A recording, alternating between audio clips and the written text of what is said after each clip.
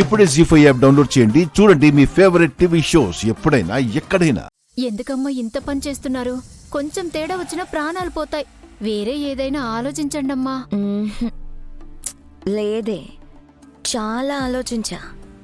ఏం చేసినా ఆ ఇంపాక్ట్ కొన్ని రోజులే ఉంటుంది.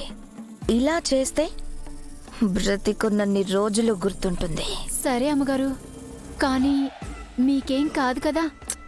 లేదే, నా జాగ్రత్తలన్నీ నేను తీసుకున్నా. నన్ను హాస్పిటల్కి తీసుకెళ్తే ఏం చేయాలో వాళ్ళకి బాగా తెలుసు. నువ్వు వెళ్ళు.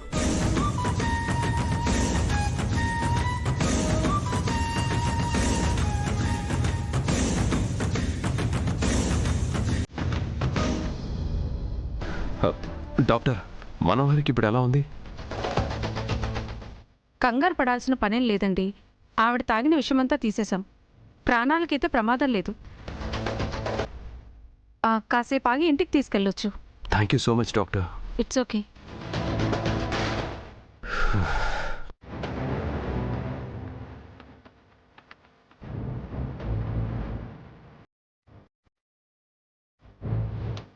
కన్ఫర్మ్గా ఇదే జరుగుతుందని ఆవిడికి బాగా తెలుసు. అంత ఖచ్చితంగా మనోహరి విషం తాగితే తనకేం కాదని తెలిసే తాగిందని నువ్వెలా చెప్తున్నావు?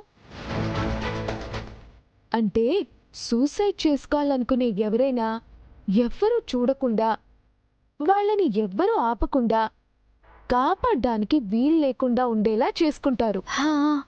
కానీ మనోహరి గారు అలా కాదు.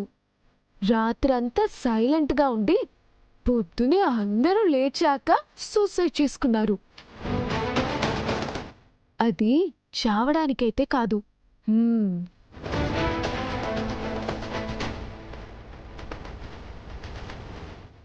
మరెందుకు? అయితే బెదిరించడానికి చేసుకొని ఉండాలి, లేదా సింపతి కోసం అయి ఉండాలి. తానిదంతా దేనినో సాధించడం కోసం చేస్తుందనిపిస్తోంది. లెఫ్టినెంట్ గారు రాగానే నా అనుమానాన్ని చెప్పాలి. చెల్లి, ఈ విషయం మీ సార్ కానీ ఈ ఇంట్లో వాళ్ళకి కానీ చెప్పకుండా ఉంటావా? ఎందుకండి?